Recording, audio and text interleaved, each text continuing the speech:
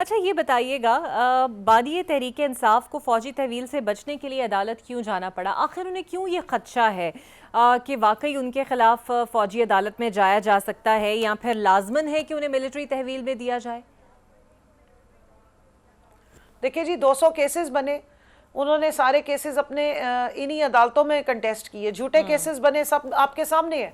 बाइज्जत बरी होते हैं वो, एक सारे केसेस में तो नए बना दिए जाते हैं।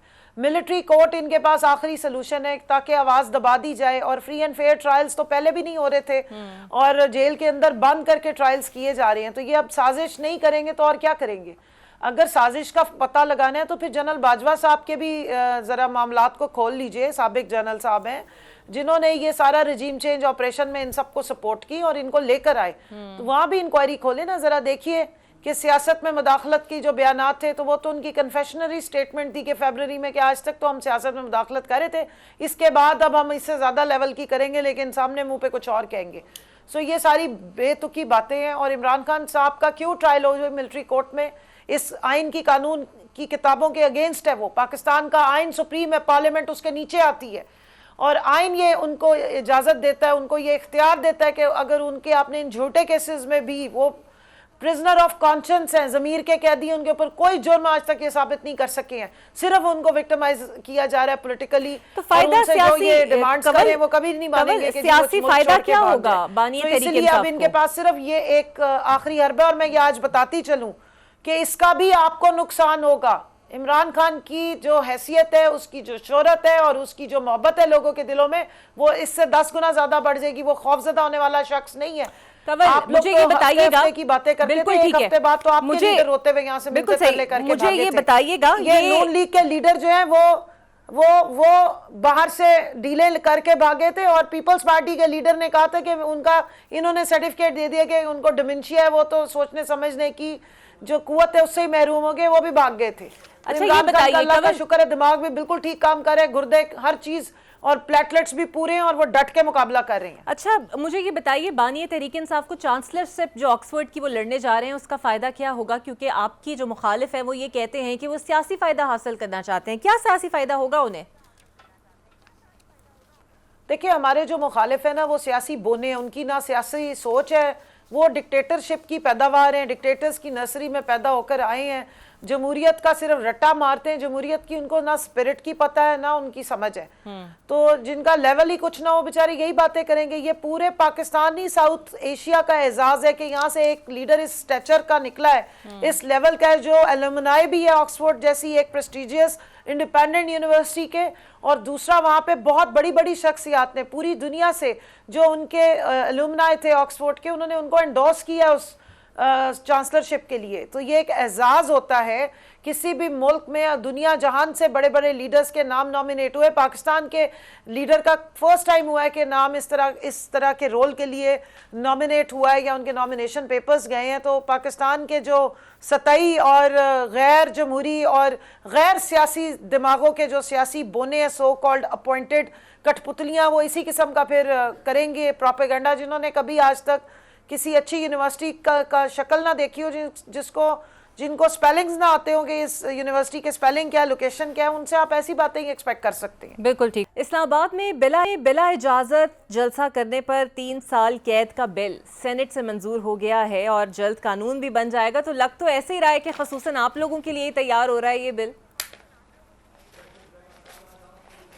जी बिस्मिल्लाहिर्रहमानिर्रहीम, थैंक यू वेरी मच इकरा। मेरे पास ये आइन की किताब है और इसमें अगर आप फ्री देखें, आइन की शिक नंबर 14 से लेके 18 तक जो है वो मैं इसमें बता देती हूँ। 15 जो है वो फ्रीडम ऑफ मूवमेंट है और 16 is freedom of assembly, 17 is freedom of association and so and so fourth.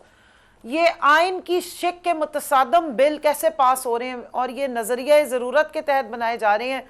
इधर से आप अंदाज़ा लगा लेंगे, एक तरफ कहते हैं कि जी पीटीआई जो है वो जलसे नहीं कर पा रही है और पता नहीं क्या क्या स्टोरियां, और दूसरी तरफ आप देखेंगे इनको इतना खौफ है कि अभी इमरान खान अंदर बंद हैं और यही लीडरशिप जिसके ऊपर ये सारा दिन बातें सुनाते हैं और इधर उधर की स्टोरियां डालते हैं, वो अगर कॉल दे देती है अवाम को, इमरान खान जेल से बैठ के कॉल दे देते हैं, तो इनका खौफ का ये आलम है कि बिल पास करने शुरू कर दिए।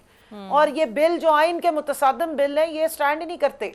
ये तो वो नजरिया ज़रूरत के तहत इन्होंने बिल पेश किया और ये अपनी बुखलाहट, अपनी घबराहट और अपनी हार तस्लीम कर रहे हैं कि ये पाकिस्तान तहरीक इंसाफ के जलसों से इनको किस कदर खौफ है। तो ये तो आप देख लीजिए कि एनओसी के नाम पे हमेशा डीसी साहब हैं वो आके आखिरी टाइम पे एनओसी कैंसिल करते हैं, हालांकि इजाज़त कोर्ट ने दी हुई है। ये हमारा पॉलिटिकल राइट है, हम आइन और कानून की हदूद व क़यूद में रहते हुए पुरअमन जलसा करना चाहते हैं और बड़े उसके लिए पूरा पाकिस्तान जो है वो बेचैन है। लेकिन हमारी जो फॉर्म 47 की जाली हुकूमत है उसको बहुत तकलीफ है और वो बहुत शदीद टेंशन में है और बहानेबाजियां करके किसी ना किसी तरीके से जलसे को रोकने के कोशिशें कर रही है, जो इंशाल्लाह अब इस दफ़ा इनका ये वाले मामलात कामयाब नहीं होंगे। बिल्कुल ठीक है। अच्छा, कल वज़ीर दिफा ख्वाजा आसिफ ने एक प्रोग्राम में बड़ा अजीब सा इल्ज़ाम लगाया। वो कहते हैं कि जेल में बानी तहरीक इंसाफ के पास दुनिया का महफूज तरीन फ़ोन नोकिया का 3300 मॉडल है और इससे वो फैज़ हमीद साहब से राब्ते में थे और उन्होंने ये भी कहा कि सब चंद दिनों में तय हो जाएगा और सारी कहानी खुद फैज़ हमीद साहब बता देंगे। देखिए जी, ख्वाजा आसिफ साहब भूले हुए हैं नवाज़ शरीफ के, मरियम नवाज़ के और ये जो इनके बाकी लोग गए हैं जिनको बड़ी VIP प्रोटोकॉल्स मिलते रहे। और फिर जाहिर है इनकी जो हालात हैं वो ख़ुद भी जाली फॉर्म 47 की पैदावार हैं। रेहाना डार साहिबा के मैंडेट पे चोरी करके और वो बने हुए हैं जाकर वज़ीर, और उनकी बुखलाहट उनकी ये फजूल की बातों में नज़र आती है। इस तरह की इल्ज़ाम तराशियाँ और प्रोपेगेंडा करके 9 मई का इन्होंने इल्ज़ाम लगाया। 9 मई के केसेस सारे के सारे अभी जो नए बनाए गए हैं वो इनकी जो जाली टिकटॉकर वज़ीर आला साहिबा हैं उनके काबीना से ये सारा कुछ अप्रूव हो रहा है। तो ये तो एक डिज़ाइन के तौर पे किया जा रहा है, टारगेटिंग की है। 9 मई में भी सबसे ज़्यादा अगर किसी का हाथ था तो उस वक्त की जो मौजूदा हुकूमत थी, जो PDM की हुकूमत थी, उनकी सपोर्ट के साथ ये सब कुछ हुआ था और ये सारी साजिश इन्होंने खुद तैयार की थी कि अवाम को और फौज को आमने सामने लाया जा सके। और इसीलिए ये ना कभी आज तक उसकी कोई जुडिशल इंक्वायरी हुई है, ना आज तक आपको CCTV फुटेजेस नजर आई हैं। हुकूमत तो इनकी थी, इंटीरियर मिनिस्टर तो राना सनाउल्लाह साहब थे, तो क्या हुआ था? और कोई केयर टेकर सेटअप में पंजाब में सिर्फ केयर टेकर सेटअप बनाया गया था, वो भी एक यही मोहसिन नकवी साहब हैं जो उस वक्त के CM थे। किधर है वो सारी CCTV फुटेजेस, कहाँ गया वो सारा कुछ? इसलिए सामने नहीं आता क्योंकि ये सारे इसके अंदर उस साजिश में इन्वॉल्व हैं जिस तरह की ये बातें आप कर रही हैं। सो ये नोकिया छोड़ के जितने डिजिटल मोबाइल्स और दूसरा कुछ नहीं, मरियम नवाज साहिबा के पास से मिला था।